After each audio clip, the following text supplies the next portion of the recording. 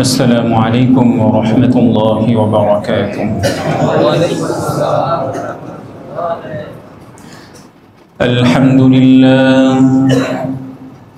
الحمد لله وكفى وسلام على عباده الذين اصطفى ونشهد أن لا إله إلا الله وحده لا شريك له ونشهد أن سيدنا وسندنا ومولانا محمدا عبده ورسوله صلى الله تعالى عليه وعلى آله وأصحابه وبارك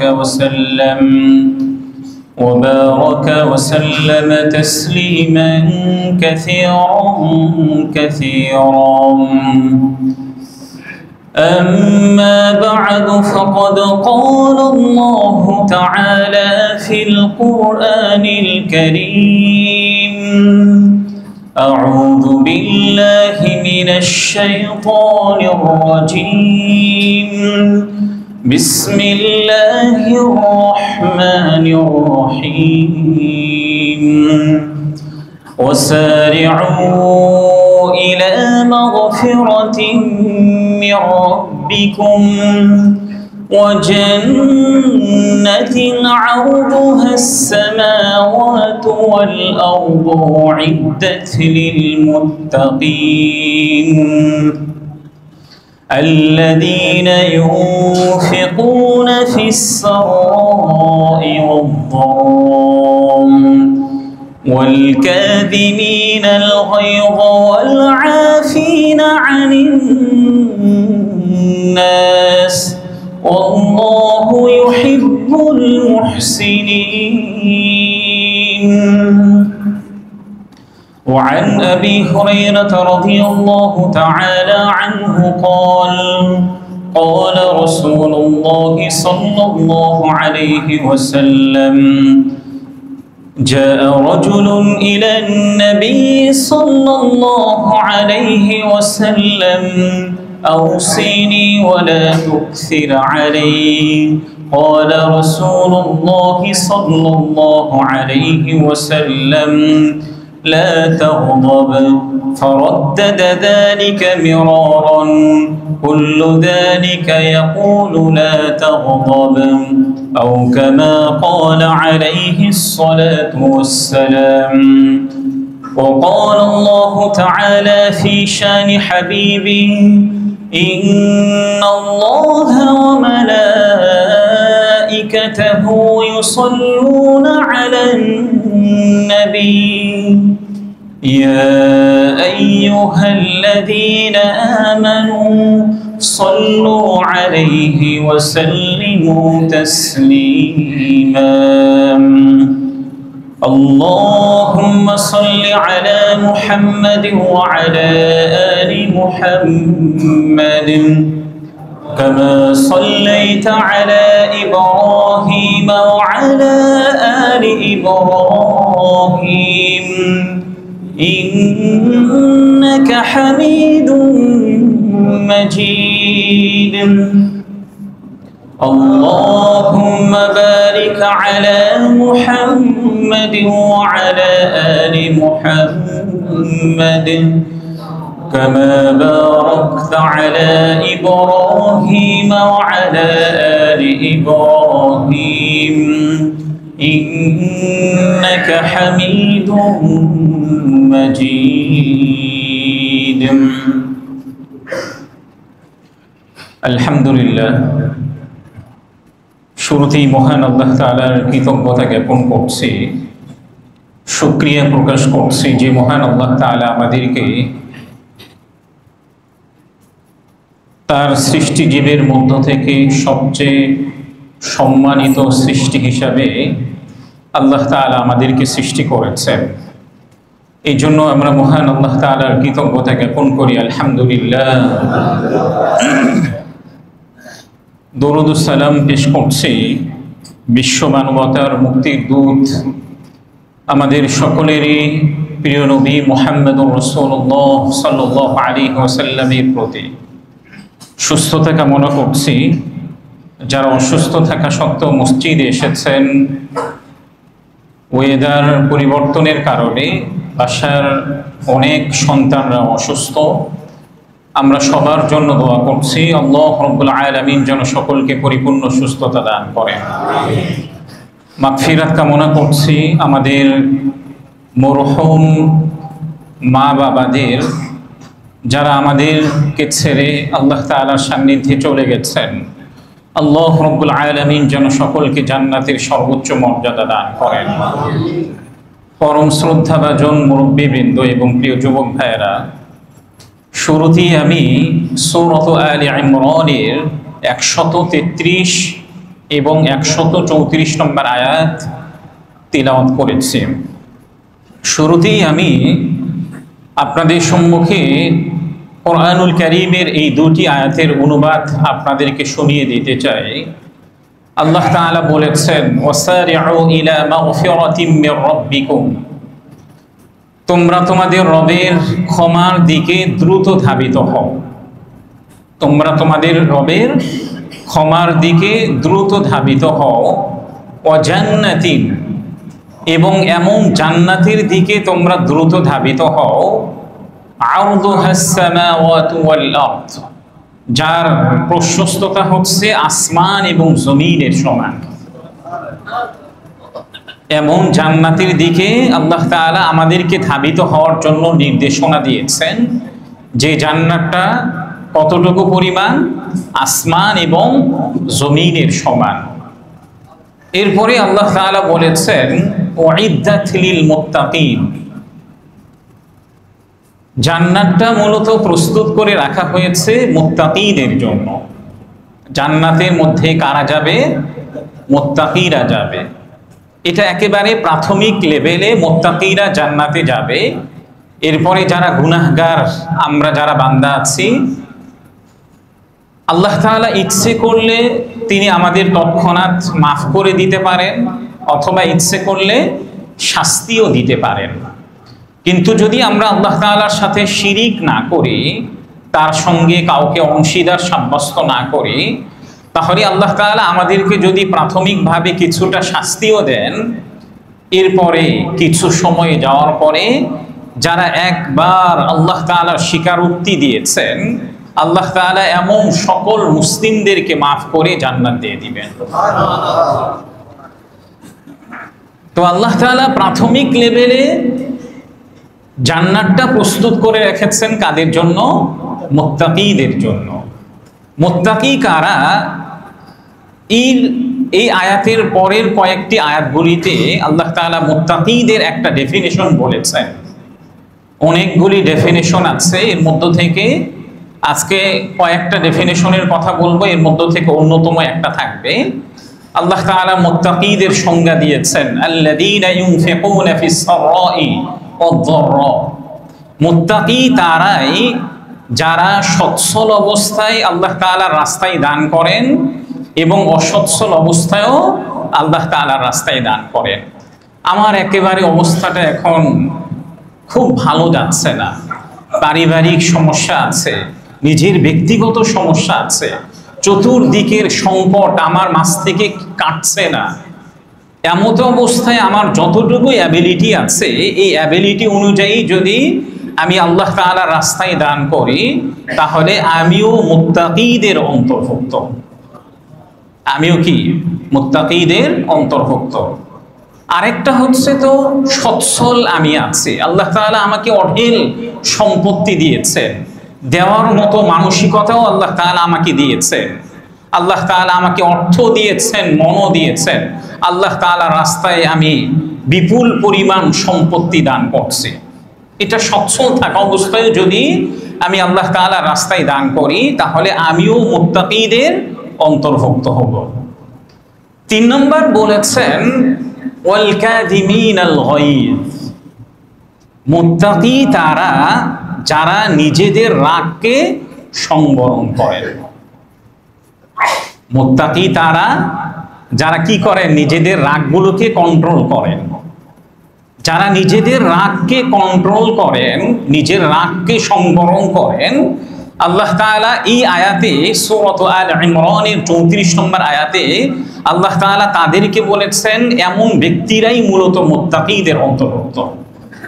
4 নম্বরে বলেছেন ওয়াল আফিনা আনিন নাস, যারা মানুষদেরকে ক্ষমা করেন, নিজের অ্যাবিলিটি আছে, শক্তি আছে, নিজের পাওয়ার আছে, নিজের রাজনৈতিক শক্তি আছে, নিজের অর্থনৈতিক শক্তি আছে, নিজের বংশের ব্যাকগ্রাউন্ডটা অনেক উঁচু পরিমাণের, এতটা সত্ত্বেও একজন ব্যক্তি আমার সঙ্গে দুর্ব্যবহার করেছে, আমার সব কিছুর সক্ষমতা থাকা সত্ত্বেও ওই ব্যক্তিটাকে আমি মাফ করে দিলাম, কোরআনুল কারীমের ভাষ্য অনুযায়ী এমন ব্যক্তিকেও মুত্তাকী বলে গণ্য করা হয়েছে। এরপরে আল্লাহ তাআলা বলেছেন আল্লাহু ইউহিব্বুল মুহসিনিন, নিশ্চয়ই যারা পৃথিবীর মধ্যে সৎকর্মশীল আছেন আল্লাহ তাআলা এমন ব্যক্তিদেরকে ভালোবাসেন। অর্থাৎ যারা সচ্ছল অবস্থায় এবং অসচ্ছল অবস্থায় আল্লাহ তাআলার রাস্তায় দান সাদাকা করেন এবং যারা নিজেদের রাগকে কন্ট্রোল করেন এবং মানুষদেরকে ক্ষমা করেন, এমন ব্যক্তিদেরকে কে ভালোবাসেন? আল্লাহ তাআলা ভালোবাসেন। এই তো শুরুতেই যে আমি কোরআনুল কারীমের দুটি আয়াত আপনাদের সম্মুখে তিলাওয়াত করেছিলাম, এই দুটি আয়াতের সরল অনুবাদ আপনাদেরকে শুনিয়ে দিলাম। শুরুতেই যে আমি সুনানুত তিরমিজির 2020 নম্বর একটি হাদিস আপনাদের সম্মুখে পাঠ করেছিলাম,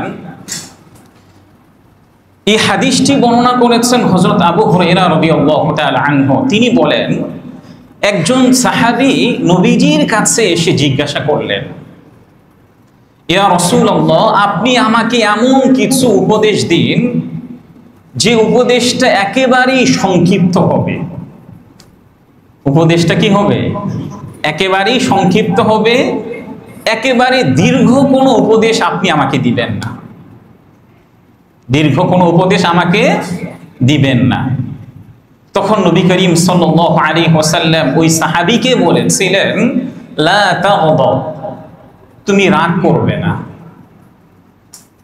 তুমি রাগ করবে না। এটা একেবারে সংক্ষিপ্ত উপদেশ না? একেবারেই সংক্ষিপ্ত একটা উপদেশ।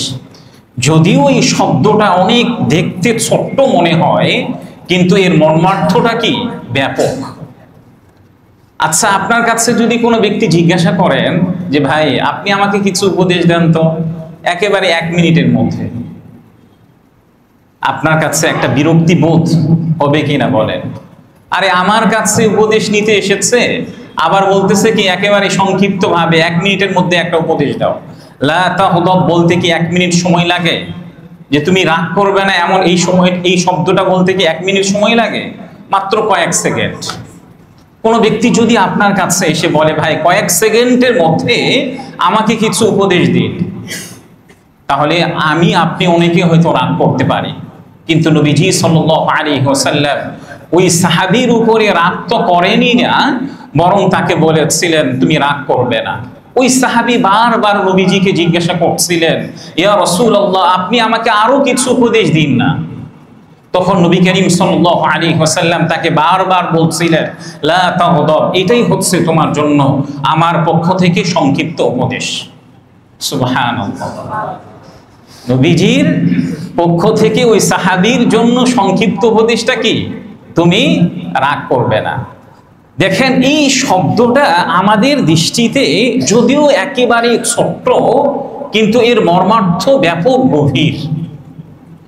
এই পৃথিবীর মধ্যে এমনকি কিয়ামত অবধি, যতদিন পর্যন্ত কিয়ামত সংগঠিত হবে না ততদিন পর্যন্ত একজন মানুষের কাছ থেকে সবচেয়ে বেশি দুটি জিনিস দ্বারা একজন মানুষ গুনাহের মধ্যে নিমজ্জিত হয়। একজন মানুষ দুটি জিনিস দ্বারা, দুটি বস্তু দ্বারা সবচেয়ে বেশি গুনাহের মধ্যে নিমজ্জিত হয়। এর মধ্য থেকে একটা হচ্ছে জিহ্বা, আর একটা হচ্ছে লজ্জাস্থান। একটা হচ্ছে জিহ্বা, আর একটা কি? লজ্জাস্থান। জিহ্বার গুনাহ কেন হয়? আমি রাগ করার কারণেই হয়। এই হাদিসটা সহিহ বুখারীর 6474 নম্বরের মধ্যে উল্লেখ করা হয়েছে। নবীজি বলেছেন, যারা এই দুটি বস্তুর গ্যারান্টি আমাকে দিবে, আমি সুপারিশ করে তাকে জান্নাতে নিয়ে যাব। হাদিসটি বর্ণিত হয়েছে সহিহ বুখারী 6474 নম্বরের মধ্যে। قال رسول الله صلى الله عليه وسلم من يضمن لي ما بين لحييه وما بين رجليه أضمن له الجنة।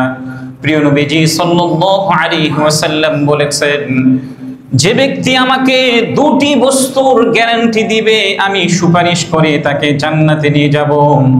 এর মধ্য থেকে এক নম্বর বস্তু হচ্ছে দুই চোয়ালের মধ্যবর্তী স্থান অর্থাৎ জিহ্বা।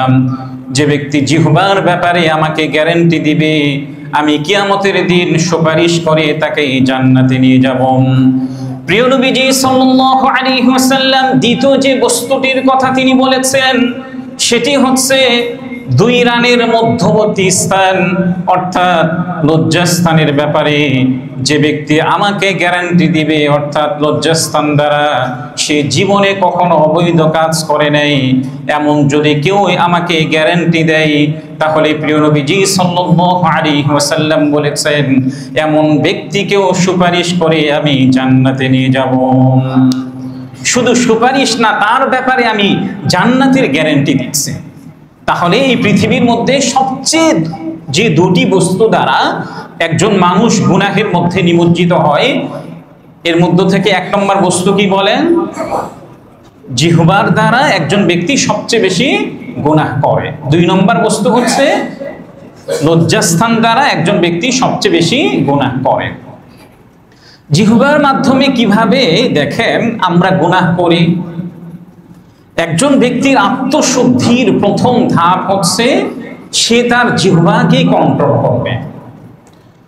আমাদের সমাজের মধ্যে দেখবেন যে একটু পাওয়ার আছে, চাই সেটা রাজনৈতিক হোক না কেন, অর্থনৈতিক একটু পাওয়ার আছে, সে একটু স্বাবলম্বী, কিংবা অর্থনৈতিকভাবে তার একটু সামর্থ্য আছে, কিংবা বংশের ব্যাকগ্রাউন্ড যার ভালো আছে, কিংবা চেহারার দিক দিয়ে যে একজন ব্যক্তি লাবণ্যময় সুন্দর, তার চেয়ে যে নিচু শ্রেণীর আছে সে বিভিন্ন সময় এমন ব্যক্তিদেরকে হেনস্থা করার চেষ্টা করে। নিজের অধীনস্থ যারা আছে তাদেরকে কি করেন? হেনস্থা করার চেষ্টা করেন। বিভিন্ন জনদেরকে আমরা গালিগালাজ করি, কটূক্তি করি, তার সম্পর্কে অন্যায় মন্তব্য করি, যেটা নয় সেটাই আমরা প্রচার করি। এগুলি গুনাহ না? এগুলি গুনাহ। আপনি চিন্তা করেন তো, ঘুম থেকে জাগ্রত হওয়ার পর থেকে নিয়ে একেবারে ঘুমানো পর্যন্ত আপনি কি পরিমাণ অনর্থক কথা এই জিহ্বার মাধ্যমে বলেন, এই মুখ দিয়ে বলেন। আপনি চিন্তা করেন যে আপনার মনে হবে প্রায় 98% কথা আপনার অপ্রয়োজনীয় কথার মধ্যে অন্তর্ভুক্ত হয়ে গেছে, বাকি 2% কথা হয়তো প্রয়োজনীয় হতে পারে। যে কথাটা প্রয়োজন না সেই কথাটাও আমি বলে ফেলছি, এগুলো গুনাহের অন্তর্ভুক্ত। এই জন্য আমি যদি আমার মুখটাকে কন্ট্রোল করতে পারি, নিয়ন্ত্রণ করতে পারি, তাহলে আমার আত্মশুদ্ধির প্রথম ধাপ এবং এর গ্যারান্টি যদি আমি নবীজিকে দিতে পারি, নবীজি সাল্লাল্লাহু আলাইহি ওয়াসাল্লাম সুপারিশ করে আমাকে জান্নাতে নিয়ে যাবেন। দুই নম্বর যে বিষয়টি প্রিয় নবীজি সাল্লাল্লাহু আলাইহি ওয়াসাল্লাম বলেছেন, আমি যদি লজ্জাস্থানের গ্যারান্টি প্রিয় নবীজিকে দিতে পারি, তাহলেও নবীজি সাল্লাল্লাহু আলাইহি ওয়াসাল্লাম সুপারিশ করে আমাকে জান্নাতে নিয়ে যাবেন। আমরা আমাদের পেটের ক্ষুধার কারণে খাবার খাই না? যখনই ক্ষুধা লাগে তখনই আমি খাবার খাই। ঠিক তদ্রূপ লজ্জাস্থানেরও একটা ক্ষুধা আছে। এই ক্ষুধাটা পেটের ক্ষুধার চেয়ে আরো বেশি মারাত্মক।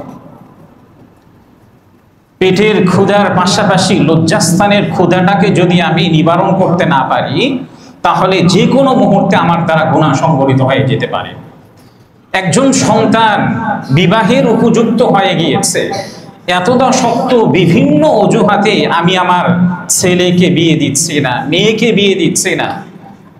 এই বিয়ে না দেওয়ার কারণে আমার সন্তান যত গুনাহ করবে এর একটা ভাগ আল্লাহ তাআলা ওই সন্তানের মা বাবার আমলনামায় দিবেন।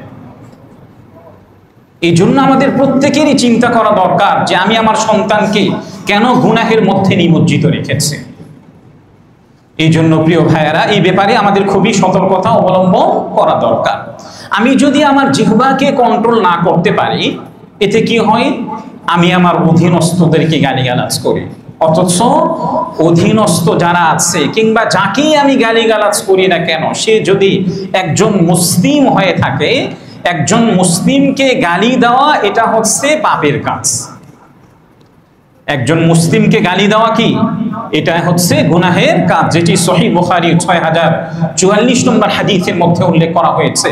প্রিয় নবীজি সাল্লাল্লাহু আলাইহি ওয়াসাল্লাম বলেছেন, ক্বালা রাসূলুল্লাহ সাল্লাল্লাহু আলাইহি ওয়াসাল্লাম, সিবাবুল মুসলিমি ফুসুকুন ওয়া কিতালুহু কুফরুন। প্রিয় নবীজি সাল্লাল্লাহু আলাইহি ওয়াসাল্লাম বলেছেন, একজন মুসলিমকে গালি দেওয়া এটা হচ্ছে গুনাহের কাজ, আর একজন মুসলিমকে হত্যা করাটা হচ্ছে এটা কুফরির কাজ। একজন মুসলিম, সে আমলদার হোক কিংবা আমলদার নাই হোক, একেবারে সর্বনিম্ন মুসলিমও যদি হয়, তাকেও যদি আমি গালিগালাজ করি, এটাও কি রাসূলুল্লাহ সাল্লাল্লাহু আলাইহি ওয়াসাল্লামের ভাষ্য অনুযায়ী এটাও আমার আমলনামায় গুনাহকে অন্তর্ভুক্ত করবে। এখন আসুন, কোন ব্যক্তি যদি নিজের রাগকে সংবরণ করে, এর পুরস্কার হিসাবে আল্লাহ তাআলা আমার আমলনামায় কি দিবেন দেখেন। একটা হাদিসের মধ্যে উল্লেখ করা হয়েছে, আল্লাহ রাব্বুল আলামিন কিয়ামতের দিন ফেরেশতাদেরকে জিজ্ঞাসা করবেন, আমার ওই সকল বান্দাদেরকে একত্রিত করো যারা নিজেরা বিভিন্ন সময় নিজেদের রাগকে সংবরণ করেছে, কন্ট্রোল করেছে। ওই সকল ফেরেশতাগণ ওই সকল বান্দাদেরকে একত্রিত করবেন। আল্লাহ রাব্বুল আলামিন ফেরেশতাদেরকে জিজ্ঞাসা করবেন, হে ফেরেশতারা, এই সকল বান্দাদের আমলনামায় কি কি নেক আমল আছে? তখন ফেরেশতারা আল্লাহ রাব্বুল আলামিনকে বলবেন, রব্বুল আলামিন, আপনি যে বান্দাদের কথা বলছেন, এই বান্দাদের আমলনামায় তো অনেক নামাজ নেই, অনেক রোজা নেই, অনেক হজ নেই, অনেক যাকাত নেই, তবে এই বান্দাদের আমলনামায় এমন একটি নেক আমল আছে, যখন এই বান্দাদের সাথে অন্য কেউ খারাপ আচরণ করত, ওই বান্দার সামর্থ্য থাকা সত্ত্বেও খারাপ আচরণ করার পর ওই বান্দা ওই ব্যক্তিদেরকে মাফ করে দিত।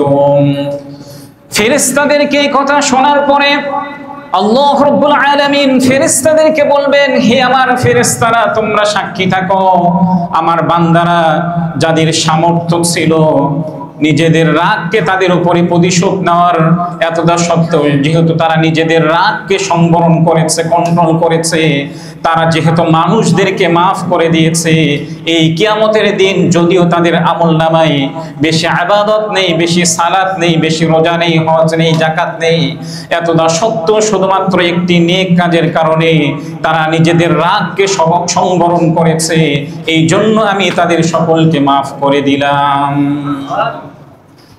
হাদিসের মধ্যে স্পষ্টভাবে উল্লেখ করা হয়েছে, নিজেদের রাগকে সংবরণ করার কারণে একজন ব্যক্তির আমলনামায় হয়তো অনেক নেক কাজ নেই, বেশি নামাজ নেই, রোজা নেই, যাকাত নেই, শুধু নিজের রাগকে সংবরণ করার কারণে আল্লাহ রাব্বুল আলামিন এমন ব্যক্তিদেরকে কি করে দিবেন? মাফ করে দিবেন।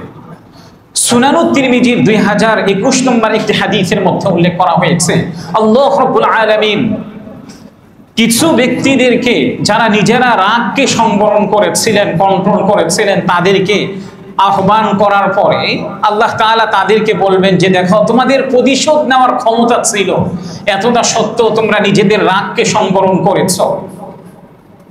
নিজেদের রাগকে সংবরণ করার কারণে আমি তো তোমাদেরকে মাফ করেই দিলাম, পাশাপাশি জান্নাতে যে আমি হুর সৃষ্টি করেছি, এই হুরদের মধ্য থেকে যাকে ইচ্ছা তাকেই তুমি নিতে পারো। সুনানুত তিরমিজি 2021 নম্বরের মধ্যে এই হাদিসটি উল্লেখ করা হয়েছে। যারা নিজেদের রাগকে সংবরণ করবেন, আল্লাহ রাব্বুল আলামিন হুরদের মধ্য থেকে স্বাধীনতা দিবেন, যাকে ইচ্ছা তাকেই সে নিতে পারবে। এখন আসুন, আমাদের সালাফগণ যারা ছিলেন তারা নিজেরা নিজেদের রাগকে কিভাবে সংবরণ করেছেন। আমাদের সালাফদের মধ্য থেকে অন্যতম একজন ইমাম ছিলেন ইমাম আবু হানিফা রাহমাতুল্লাহি আলাইহি। আল্লাহ তাআলা তাকে অঢেল সম্পত্তি দিয়েছিলেন, অনেক ইলম দিয়েছিলেন, কোরআন এবং হাদিসের ইলম দিয়েছিলেন। আপনারা জানেন সালাফদের মধ্য থেকে যদি ব্যবসায়ী আলেমদের কথা আলোচনা করা হয়ে থাকে, যারা শিল্পপতি ছিলেন এমন আলেমদের জীবনী যদি উল্লেখ করা হয়ে থাকে, ইমাম আবু হানিফা রাহমাতুল্লাহ আলাইহির নাম অবশ্যই উল্লেখ আপনাকে করতে হবে। ইমাম আবু হানিফা রাহমাতুল্লাহ আলাইহির ফিকহি বোর্ডে যারা 40 জন ছিলেন, তাদের ব্যয়, তাদের যত ধরনের খরচ, মাসিক খরচ, এমন 40 জন আলেমের খরচ তিনি নিজে বহন করতেন। ইমাম আবু হানিফা রাহমাতুল্লাহ আলাইহি শুধু তাই নয়, অসংখ্য যারা কোরআনুল কারীম হিফজ করছে, যারা কোরআনুল কারীমের ধারক বাহক, যারা আলেম হচ্ছে, যারা ইলমে দ্বীন শিক্ষা করছেন, এমন অসংখ্য তালেবে ইলমদের খরচ তিনি নিজে বহন করতেন। ইমাম আবু হানিফা রাহমাতুল্লাহ আলাইহি তিনি তার ব্যবসাগুলোর মধ্য থেকে অন্যতম একটা ব্যবসা ছিল, তিনি কাপড়ের ব্যবসা বাণিজ্য করতেন। ইমাম আবু হানিফা রাহমাতুল্লাহ আলাইহি এত বড় একজন ইমাম, তিনি রাতে বেশিরভাগ সময় ঘুমাতেন না, দিনের বেলা অল্প সময় ঘুমাতেন, দিনে একটা নির্দিষ্ট সময়ে তিনি বিশ্রাম নিতেন। ইমাম আবু হানিফা রাহমাতুল্লাহ আলাইহি যে সময়ে তিনি বিশ্রাম নিতেন, ওই সময়ের মধ্যে একজন ব্যক্তি ইমাম আবু হানিফা রাহমাতুল্লাহ আলাইহিকে ডাক দিলেন যে, আবু হানিফা, আপনার কাছে আমার একটা প্রশ্ন ছিল। ইমাম আবু হানিফা রাহমাতুল্লাহ আলাইহি উপরের ফ্লোরে থাকতেন। ইতিহাসের গ্রন্থের মধ্যে এমনটাই উল্লেখ করা আছে যে ইমাম আবু হানিফা রাহমাতুল্লাহ আলাইহি উপরের ফ্লোরে ছিলেন। ইমাম আবু হানিফার কে যে ব্যক্তি প্রশ্ন করতে এসেছিলেন, ওই ব্যক্তির প্রশ্নের উত্তর দেওয়ার জন্য তিনি নিচে চলে আসলেন। নিচে আসার পরে ওই ব্যক্তিকে জিজ্ঞাসা করলেন, ভাই তোমার প্রশ্নটা কি বলো। ওই ব্যক্তিটি বললেন যে, হযরত, আমি যে প্রশ্নটা আপনার কাছে করতে এসেছিলাম, প্রশ্নটা আমার মস্তিষ্ক থেকে ভুলে গেছে, আমি প্রশ্নটা ভুলে গেছি। তুমি ইমাম আবু হানিফা রাহমাতুল্লাহ আলাইহি তাকে বললেন যে, ঠিক আছে, তোমার যখন মনে হবে তখন তুমি আবারও আমার কাছে এসে জিজ্ঞাসা করে নিও। কিছুক্ষণ যাওয়ার পরে ওই ব্যক্তিটি আবারও ইমাম আবু হানিফাকে জিজ্ঞাসা করার জন্য আসলেন এবং জোরে চিৎকার দিয়ে বলে উঠলেন যে, আমার প্রশ্নটি মনে পড়েছে, প্রশ্নটি মনে পড়েছে। স্বাভাবিকভাবে যারা একটু ব্যস্ত থাকেন, আপনি যদি দিনের একটা ফিক্সড টাইমে ঘুমানোর একটা টাইম নির্ধারণ করেন, এই সময় যদি আপনাকে বিরক্তি কেউ করে, আপনার কাছে খারাপ লাগবে না? অবশ্যই খারাপ লাগবে। কিন্তু ইমাম আবু হানিফা রাহমাতুল্লাহ আলাইহির কাছে খারাপ লাগে না। তিনি বললেন, ভাই ঠিক আছে, প্রশ্নটি করো। দ্বিতীয়বার বললেন যে হযরত, প্রশ্নটা তো একটু আগেই আমার মনে ছিল, এখন আবারও ভুলে গেছে। ইমাম আবু হানিফা বললেন যে, ঠিক আছে, আবারও যখন তোমার প্রশ্নটি মনে হবে আমার কাছে আসো, আমি তোমাকে উত্তর দিয়ে দিব। তৃতীয়বার আসার পরে ওই ব্যক্তিটি জিজ্ঞাসা করলেন যে, হযরত, আমার প্রশ্নটা মনে এসেছে। মূলত এই ব্যক্তিটি ইমাম আবু হানিফাকে পরীক্ষা করতে চাচ্ছিলেন। তৃতীয়বার ইমাম আবু হানিফা রাহমাতুল্লাহ আলাইহিকে বললেন যে, হযরত, প্রশ্নটা তো আমার মনে এসেছে। সেই প্রশ্নটা হচ্ছে, একজন মানুষের টয়লেট এটা তিতা কখন হয়, মিষ্টি কখন হয়? তিতা না মিঠা? জিজ্ঞাসা করেছেন যে, মানুষের যে পায়খানাটা আছে এটা তিতা না মিঠা? ইমাম আবু হানিফা রাহমাতুল্লাহ আলাইহি এমন অদ্ভুত একটা প্রশ্ন শুনেও তিনি বিরক্তি বোধ করেন, অথচ তিনি সেই যুগের ইমাম ছিলেন।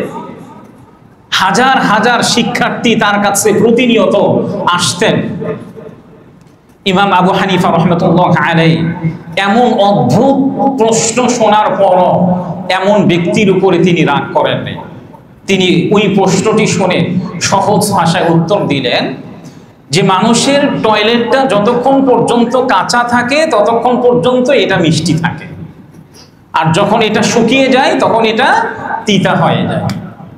এই উত্তরটি শোনার পরে ওই ব্যক্তিটি আবারও বললেন যে, হযরত, আপনি এটা কিভাবে বুঝলেন? একটা হচ্ছে প্রাথমিক অবস্থায় অদ্ভুত একটা প্রশ্ন করেছেন, এটা তো এমনি রাগ হওয়ার মতো একটা প্রশ্ন। আবারও যদি আপনাকে কেউ জিজ্ঞাসা করে যে, আপনি এটা কিভাবে বুঝলেন, আপনি কি এটা খেয়ে দেখেছেন কি? নাউযুবিল্লাহি মিন যালিক। ইমাম আবু হানিফা রাহমাতুল্লাহ আলাইহি বললেন যে ভাই, সবকিছু বলার জন্য খেয়ে দেখতে হয় না। তুমি একটা বিষয় দেখবে, ইমাম আবু হানিফা তাকে বলছেন যে তুমি একটা বিষয় দেখবে যে মানুষের টয়লেটটা যতক্ষণ পর্যন্ত কাঁচা থাকে এর উপরে মশা মাছি বসে, যার দ্বারা বোঝা যায় কি মিষ্টি আছে বিধায় মশা মাছি বসতেছে। যখন এটা শুকিয়ে যায় তখন আর মশা মাছি বসে না। এই উত্তরটি শোনার পরে ওই ব্যক্তিটি বললেন যে হযরত, আমি বুঝে ফেলেছি, আমরা দুই বন্ধু পরস্পরে নিজেরা তর্কে জড়িয়ে পড়েছিলাম। আমি বলছিলাম যে অমুক আলেম শ্রেষ্ঠ আলেম, আর আমার বন্ধু বলছিলেন যে আপনি শ্রেষ্ঠ আলেম। এই জন্যই মূলত আপনাকে রাগ ধরানোর জন্যই মূলত এই প্রশ্নগুলো করেছিলাম, আর আমি আপনার কাছে পরাজয় বরণ করে নিলাম। আমাদের সালাফগণ যারা ছিলেন তারা, তাদেরকে লোকজনরা যতই বিরক্তি বোধ করুক না কেন, যত ধরনের প্রশ্নই তাদের কাছে করুক না কেন, তারা কখনোই কোনো সময় রাগ করতেন না। এখান থেকেও আমাদের জন্য একটা শিক্ষণীয় ঘটনা হতে পারে। এখন আসুন আমরা রাগগুলোকে কিভাবে কন্ট্রোল করতে পারি, এর আগে একটা হাদিস আপনাদেরকে শোনাই, যে হাদিসটি সহিহ বুখারীর 6114 নম্বরের মধ্যে উল্লেখ করা হয়েছে। قال رسول الله صلى الله عليه وسلم ليس الشديد بالسرعة إنما الشديد الذي يملك نفسه عند الغضب। প্রিয় নবীজি সাল্লাল্লাহু আলাইহি ওয়াসাল্লাম বলেছেন, ওই ব্যক্তি বীর নয় যে কুস্তির সময়ে মানুষের উপরে ধরাশয়ী হয়, বরং ওই ব্যক্তি প্রকৃত বীর যে নিজের রাগকে ঠিক সময়ে সংবরণ করে। ওই ব্যক্তি প্রকৃত বীর নয় যে নিজের শক্তি সামর্থ্যের কারণে একজন ব্যক্তিকে সে ধরাশায়ী করে ফেলেছে।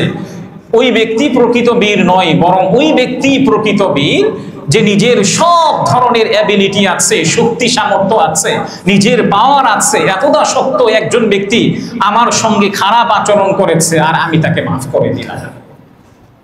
এখন আসুন রাগগুলোকে কিভাবে আমরা কন্ট্রোল করব। রাগ কন্ট্রোল করার এক নম্বর ঔষধ হচ্ছে, যখনই রাগ আসবে আমি আউযু বিল্লাহি মিনাশ শাইতানির রাজিম পড়ব, যেটা সূরাতুল আরাফের 200 নম্বর আয়াতের মধ্যে উল্লেখ করা হয়েছে। আল্লাহ রাব্বুল আলামিন বলেছেন, ওয়া ইম্মা ইয়ানসাগান্নাকা মিনাশ শাইতানি নাযগুন ফাসতাঈদ বিল্লাহ ইন্নাহু সামিউন আলীম। আল্লাহ তাআলা বলেছেন, যখন তোমাকে শয়তানের কোনো প্ররোচনায় তোমাকে প্ররোচিত করে তখন তুমি আল্লাহ তাআলার কাছে আশ্রয় প্রার্থনা করবে। অর্থাৎ যে কেউ আমাকে রাগ ধরাতে আসবে, কিংবা কোনো একটা কাজ দেখেছি হঠাৎ আমার রাগ চলে এসেছে, সাথে সাথে আমি কি পড়ব? আউযু বিল্লাহি মিনাশ শাইতানির রাজিম পড়ব। 2 নম্বর ঔষধ হচ্ছে, আমি যদি দাঁড়ানো থাকা অবস্থায় আমার রাগ আসে তাহলে সঙ্গে সঙ্গে বসে যাব। বসে থাকা অবস্থায় যদি রাগ আসে তাহলে কি করব? শুয়ে যাব। 3 নম্বর ঔষধ হচ্ছে, যদি রাগটা তীব্র হয়ে যায় তাহলে আমি সঙ্গে সঙ্গে ওযু করে নিব। সঙ্গে সঙ্গে কি করে নিব? ইনশাআল্লাহ ওযু করে নিব। সাহাবায়ে কেরাম রাদিয়াল্লাহু তাআলা আনহুম যারা ছিলেন তারাও কি মাঝে মাঝে রাগান্বিত হতেন। এখন রাগের ওয়াজ করলাম, আপনি যে রাগ করবেন না বিষয়টা এমন নয়, মাঝে মাঝে রাগ করারও দরকার আছে, কিন্তু সব বিষয় রাগ করা যাবে না। সাহাবায়ে কেরাম রাদিয়াল্লাহু তাআলা আনহুমদের মধ্য থেকে অন্যতম একজন সাহাবী হযরত আবু বকর সিদ্দিক রাদিয়াল্লাহু তাআলা আনহু, নবীজি সাল্লাল্লাহু আলাইহি ওয়াসাল্লাম আল আদাবুল মুফরাদের 319 নম্বর হাদিসের মধ্যে উল্লেখ করা হয়েছে, নবীজি সাল্লাল্লাহু আলাইহি ওয়াসাল্লাম রাস্তা দিয়ে তিনি যাচ্ছিলেন, হযরত আবু বকর সিদ্দিক রাদিয়াল্লাহু তাআলা আনহু তার একজন শ্রমিকের উপরে তিনি রাগ দেখাচ্ছিলেন। নবীজি আবু বকরকে বললেন, আবু বকর লাল্লাহু আকদারু আলাইকা মিনকা আলাইহি, আবু বকর তোমার শ্রমিকের উপরে তোমার যতটুকু পাওয়ার আছে আল্লাহ তাআলার পাওয়ার কিন্তু তার চেয়েও তোমার উপরে বেশি। একজন শ্রমিকের উপরে আমার যতটুকু পাওয়ার আছে আমার উপরে আল্লাহ তাআলার পাওয়ার কি এর চেয়েও বেশি। আমি যাকে রাগ দেখাচ্ছি তখন আমার মনে করা দরকার, আরে আমি যাকে রাগ দেখাচ্ছি তার উপরে আমার যতটুকু পাওয়ার আল্লাহ তাআলাও তো যে কোনো সময় ইচ্ছে করলে আমার উপরে তিনি রাগান্বিত হতে পারেন। আমি তো প্রতিনিয়ত অসংখ্য ভুল কাজ করি, আল্লাহ তাআলা যদি আমার উপরে রাগান্বিত হতেন তাহলে এই পৃথিবীতে চলাটা আমার জন্য কঠিন হয়ে যেত। প্রতিনিয়ত আমরা কি অসংখ্য গুনাহ করি, আর একজন ব্যক্তি কোনো একটা ভুল কাজ করেছে, সঙ্গে সঙ্গে তাকে আমি রাগ দেখালাম, বিভিন্নভাবে গালিগালাজ করা শুরু করলাম, কটূক্তি করলাম। এটা তো ইসলামী শরিয়া আমাকে বলে না। এটা যদি মনে করি আরে আল্লাহ তাআলার কাছে আমি অসংখ্য ভুল কাজ করি, আমি একজন ব্যক্তিকে মাফ করে দিচ্ছি, এর ওসিলায় হতে পারে আল্লাহ তাআলা আমাকে মাফ করে দিবেন, এটা যদি আপনি মনে করেন তাহলে আল্লাহ তাআলাও কি আমাকে মাফ করে দিবেন। সুনানুত তিরমিজি 2521 নম্বর আরেকটা হাদিসের মধ্যে উল্লেখ করা হয়েছে, একজন ব্যক্তির ঈমানের কয়েকটা নিদর্শন আছে। নবীজি সাল্লাল্লাহু আলাইহি ওয়াসাল্লাম বলেছেন, মান আ'তা লিল্লাহ, একজন ব্যক্তিকে আমি কোনো কিছু দিব একমাত্র কার সন্তুষ্টির জন্য দিব? আল্লাহ তাআলার সন্তুষ্টির জন্য দিব। কোন ব্যক্তি যদি কাউকে একমাত্র আল্লাহ তাআলার সন্তুষ্টির জন্য দেয়, এর মধ্যে কোনো ধরনের কোনো স্বার্থ নেই। একজন ব্যক্তিকে গিফট করলেন, একজন ব্যক্তিকে কোনো দান সদকা করলেন, সারা জীবন আপনি তার উপকার করছেন, তার থেকে উপকারের কোনো আশাই নয়, তার থেকে কোনো উপকার পাওয়ার আশাই নয়, বরং আমি কার সন্তুষ্টির জন্য উপকার করছি? আল্লাহ তাআলার সন্তুষ্টির জন্য উপকার করছে, এমন ইন্টেনশন নিয়ে আপনি যদি প্রতিনিয়ত উপকার করেন, গিফট করেন, দান করেন, এই আমলগুলি যদি আপনি করতে থাকেন, এটাও একজন মুমিন ব্যক্তির পরিপূর্ণ নিদর্শন। 2 নম্বর নিদর্শন হচ্ছে একজন ব্যক্তিকে আপনি ভালোবাসছেন, এটাও একমাত্র কার সন্তুষ্টির জন্য? আল্লাহ তাআলার সন্তুষ্টির জন্য। আর একজন ব্যক্তিকে আমি ভালোবাসছি, এটা একমাত্র আল্লাহ তাআলার সন্তুষ্টির জন্য। এটা যদি হয় তাহলেও কি একজন ব্যক্তি পরিপূর্ণ মুমিন হতে পারে। 3 নম্বর নিদর্শন হচ্ছে ওয়া আবগাদা লিল্লাহ, একজন ব্যক্তির উপরে আমি রাগান্বিত হচ্ছি। রাগ আপনি কোন সময় করতে পারেন? আপনার পরিবারের যে সকল সদস্যরা আছে, তারা নামাজ পড়ে না, রোজা রাখে না, অন্যান্য বিধিবিধানগুলি করছে না, এমত অবস্থায় আপনি তাদের উপরে রাগান্বিত হতে পারেন। এই রাগান্বিত হওয়াটাও একমাত্র কার জন্য? আল্লাহ তাআলার সন্তুষ্টির জন্য। কারণ অধীনস্থের উপরে আল্লাহ তাআলা আপনাকে দায়িত্ব দিয়েছেন, তারা যদি ইসলামের বিধিবিধান লঙ্ঘন করে, প্রাথমিক অবস্থায় কাকে জবাবদিহিতা করতে হবে? যাকে আল্লাহ তাআলা দায়িত্ব দিয়েছে। পরিবারের সদস্যরা যদি আল্লাহ তাআলার বিধিবিধানগুলি লঙ্ঘন করে, বিধিবিধানগুলি পালন করার জন্য তাদের উপরে যদি রাগান্বিত হন, এটাও কি মুমিন হওয়ার জন্য পরিপূর্ণ নিদর্শন। 4 নম্বর নিদর্শন হচ্ছে কোন ব্যক্তি যদি আল্লাহ তাআলার সন্তুষ্টির জন্য বিয়ে করে, একজন যুবক যদি আল্লাহ তাআলার সন্তুষ্টির জন্য বিয়ে করে, আল্লাহ আমার দ্বারা অনেক গুনাহ হয়ে যাচ্ছে, কিংবা আমি গুনাহের মধ্যে জড়িয়ে পড়তে পারি, কিংবা আমার লজ্জাস্থানকে আমি কন্ট্রোলে রাখতে পারবো না, শুধু কন্ট্রোল করার জন্য আমি বিবাহ করছি একমাত্র আপনার সন্তুষ্টির জন্য।